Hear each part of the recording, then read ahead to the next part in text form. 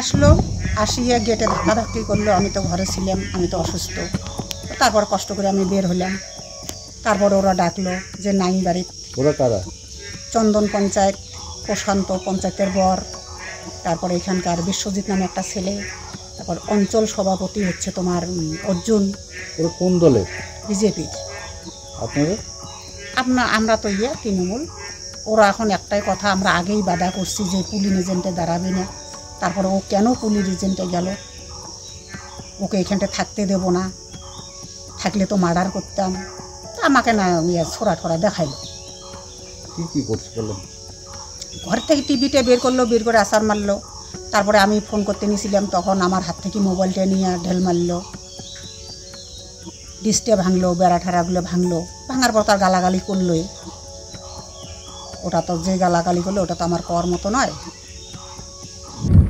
সম্পূর্ণ মিথ্যে একটা অভিযোগ। আসলে তৃণমূল বুঝতে পারছে যে তাদের এই লোকসভা নির্বাচনে তাদের পরাজয় নিশ্চিত। আর ভেটাগুড়ি অঞ্চলে সেখানে ভারতীয় জনতা পার্টি অনেক ভোটের ব্যবধানে সেখানে জয়লাভ করবে। এখন তৃণমূলের সেখানে নেতাদের মধ্যে নিজেদের মধ্যে গোষ্ঠী কোন্দল, সেই কোন্দল তারা এখন থামাতে পারছে না। এইসব করে তারা এখন বিজেপি ঘাড়ে দোষ চাপাচ্ছে। এর আগেও আসছে, তার আগেও আসছে, তার আগে যতদিন আসছিল তত আমরা করি নেই। এর আগে যখন আমাকে বন্দুক দেখাইছে তখন আমি এফআইআর করলাম। তারপরে কালকে আবার আসলো যে এখানটা থাকতেই দেব না। এটি কী বলে আমি তো বুঝি না, কিসের স্টেপ কর্মী বলে, পুলিং এজেন্ট মানে বলে স্টেপ কর্মী। সেটা আমাকে বললো। তো আমার কী দোষ? আমি জিজ্ঞাসা করলাম আমার কী দোষ? তাহলে কী দোষ জানো না? পুলিং এজেন্ট হয়েছে আবার জানো না কী দোষ? পুলিং এজেন্ট মানে কি স্টেপ কর্মী। আর কইলো তৃণমূলের শিপেও রাখবে না। তৃণমূল নেতার বাড়িতে হামলা চালালো বিজেপি। বৃহস্পতিবার রাতে ঘটনাটি ঘটেছে দিনহাটা 1 নম্বর ব্লকের ভেটাগুড়ি 1 নম্বর গ্রাম পঞ্চায়েতের রুয়ের কুঠি গ্রামে।